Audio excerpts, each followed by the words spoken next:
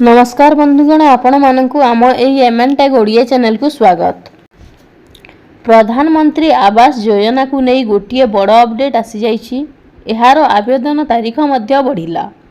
तेबे बहुत लोक अछंती आवास योजना पाइबा को चाहुचंती, किंतु तार डेट पलाई जाइथिबा बेले किछि लोक आवेदन करिबा पई चाहुथिबे। तेबे सेमानंक पई खुशी खबर आसी जाइछि, जहा कि डेट सरकार एक्सटेंड करिदेले।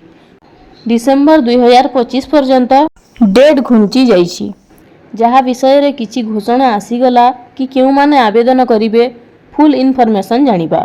यदि आपण एही आवास योजना पाइबा पई चाहुथिबे एवं ए पर्यंत आवेदन करिनाहंती, देखंतु बढ़िला पीएम आवास योजना पई आवेदनर शेष तारीख। आउ डेरी न करी शीघ्र करी पकांतु एप्लाय। केंद्र सरकार प्रधानमंत्री आवास योजना पाई आवेदन करिवार शेष तारीख वृद्धि करिसंती।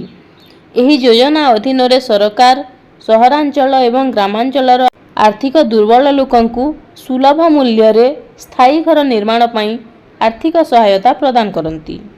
तेबे सरकारंक एही घोषणा लक्ष लक्ष लोकंकु आश्वस्ति देइछि। एही परिस्थिति रे जदि कौनसी कारणरू जेउ माने ए पर्यंत आवेदन करिनाहंती, तेबे सेमाने डिसेम्बर मास 2025 पर्यंत आवेदन करिपारिबे। तेबे एही योजना रे 92.61 लाख रु अधिक घर निर्माण होई सारिछि।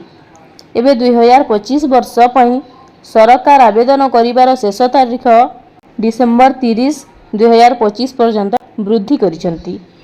तेबे पीएमएवाई अधीन रे पक्का घर निर्माण पई सरकार निम्न आयकारी लोकंकु 2.5 लाख टंका पर्यंत सरकार आर्थिक सहायता प्रदान करती।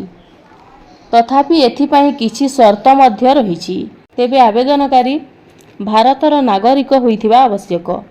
नियस्व पक्का घर नथिबो। ग्रामांचल आवेदनकारींक मासिक आय 10,000 टंकारु कम हेबा उचित। ग्रामांचल हिताधिकारींकु सामाजिक और अर्थनैतिक जाति गणना अधीन रे चयन कराजिबो।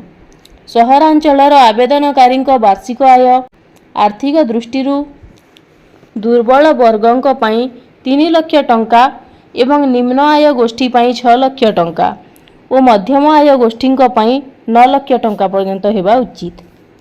तेबे एही परी अनेक गुडिये इन्फॉर्मेटिव वीडियो देखिबा पई आम चैनल को सब्सक्राइब करंतु। धन्यवाद।